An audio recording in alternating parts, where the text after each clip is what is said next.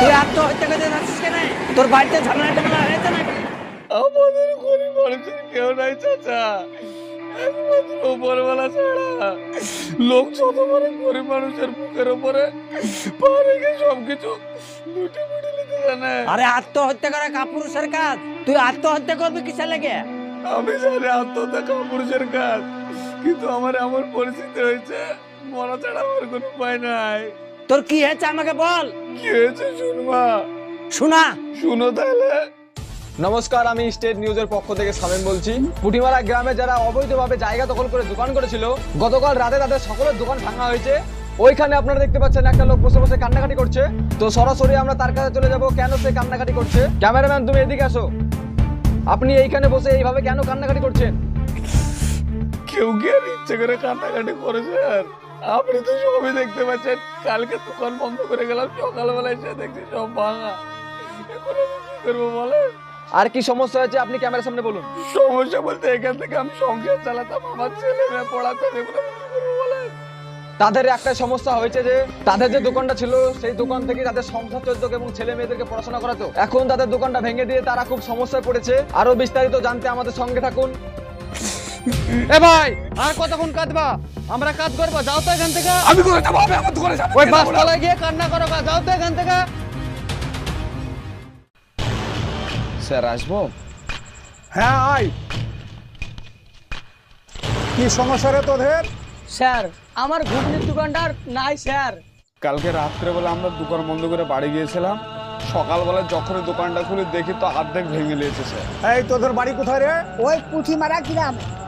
ওই পুঠি গ্রামের লোক কে কোথায় থেকে এসেছে তার কোনো ঠিক নাই। তোরা বা কোথায় থেকে এসেছিস? আমরা তো ওই গ্রামে থাকি। ওখানে যে তোরা থাকিস 12 বছরে তোদের কোনো ডকুমেন্টস আছে? স্যার, আমার দাদু এখানটা জন্মগ্রহণ করেছে, আমার বাবা এখানটা জন্মগ্রহণ করেছে, আমি এখানটা জন্ম নিয়েছি। এর থেকে বড় ডকুমেন্ট স্যার কি দেখাবো বলেন? ওই ইতিহাস শুনে আমার কোনো কাজ নাই। যদি তোর কাছে 12 বছরের কোনো ডকুমেন্টস থাকে তাহলে তুই আমাকে দেখা। ডকুমেন্টস আছে কিন্তু বাড়িতে আছে। ডকুমেন্টস বাড়িতে আছে তো বাড়িতে যে বসে থাকা। বাড়া আমার অফিস থেকে যত সব। টানো, তুমি সুখের মতো বিড়ি টানো। তোমার মতো এই পৃথিবীতে তো কারো সুখ নাই। এমন ভাবে বিড়ি টানছো রাস্তা বসে। আরে শিয়ালের মতন খ্যাক খ্যাক না করে একটু ভালো করে কথা বলতে পারিস না? তো তোমার সাথে কিভাবে কথা বলবো? বাড়িতে চাল নাই, ডাল নাই, কি রান্না করবো? বাড়িতে তো অমনি খাবো খাবো করবা। এই যখন খারাপ সময় গেল আসে না, সবই একদিক দিয়েই আসে। এমনিতেই মরে যাচ্ছে টেনশনে, দেখতে পাচ্ছিস দোকান টোকান সব তুলে দিল। তারপরে তোর কথা শুনে মনে হচ্ছে যে মরেই যাবো আমি। তোমার মেয়ের প্রাইভেটের মাস্টার এসে টাকা চাইছে, টাকা দাওগা। চল আমি আসছি। চলো আমার সাথে বসে বসে বিড়ি এ খাও। হাত ছাড়, নালে দেখবি বাজারের সামনে পিটি দেবো। তাড়াতাড়ি আমার সাথে বাড়ি চলো। চলো আমার আগে। তুই বকিস না, আমি আসছি, যা। তোমাকে আগে যেতে বলে আগে চলো। দেখবি এক্ষুনি মারবো। হাঁটো না বাড়ির দিকে। চ চ, তুই শান্তিতে থাকলে চ চ চ চ। স্যার, আসবো? হ্যাঁ আসুন আসুন। কি সমস্যা আপনাদের? স্যার, আমাদের সব দোকান ছিল ফুটপাথে। আচ্ছা, আমরা কাল সকালে যখন দোকান খুলতে যাই তখন দেখি আমাদের দোকানপত্র সব ভেঙে গুঁড়ে করে দিয়েছে। আমাদেরকে স্যার জানায়ও নি। আমরা গরিব মানুষ, ওখান থেকে আমরা রোজ রোজগার করে খাই, পেট চলে, ছেলে মেয়েদেরকে পড়াই। এখন আমরা কি করব বলেন? আমরা যেখানটা যাচ্ছি সেখান থেকে তাড়িয়ে দিচ্ছে। আচ্ছা আচ্ছা, কোথায় সেটা? ওই পুঁটিমারার মুড়ে স্যার। তোমাদের কোনো বৈধ কাগজ আছে? এই দেখেন আছে।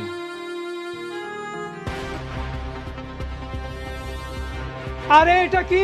এই কাগজের কোনো দাম আছে? এটা তো আমাদেরকে বাজার কমিটি থেকেই দিয়েছে, আর আমরা প্রত্যেক সপ্তাহে তো টাকা দিই।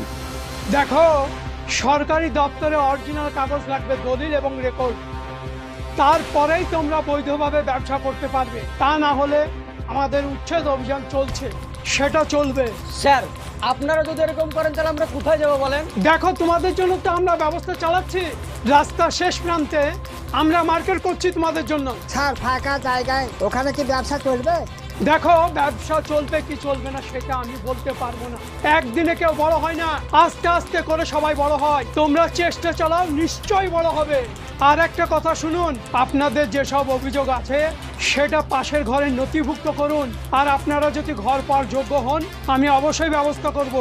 ঠিক আছে? ঠিক আছে স্যার। আচ্ছা, আসুন আপনারা। একটা গরিব মানুষের কষ্ট কিন্তু কেউ বোঝে না, সবাই ভাবে যে তারা অভিনয় করছে। এখন দেখবেন নানান জায়গায় রাস্তা বড় হওয়ার জন্য ফুটপাতে যে সমস্ত দোকানপত্রগুলো রয়েছে সেগুলো কিন্তু ভেঙে দেওয়া হচ্ছে। অফকোর্স আমাদের উন্নয়নের জন্যই হচ্ছে, উন্নয়নের সঙ্গে সঙ্গে গরিব মানুষের দিকেও তো একটু তাকাতে হবে। তাই আমি একটাই কথা বলবো, যে সমস্ত দোকানপত্রগুলো ভেঙে দেওয়া হচ্ছে তাদের যে কোনো একটা ব্যবস্থা করা হোক। সো এই বিষয়ে আপনাদের মতামত কি অবশ্যই কমেন্ট করে জানাবেন। ভালো থাকবেন, সুস্থ থাকবেন, দেখা হচ্ছে আপনাদের সঙ্গে আবার নেক্সট ভিডিও।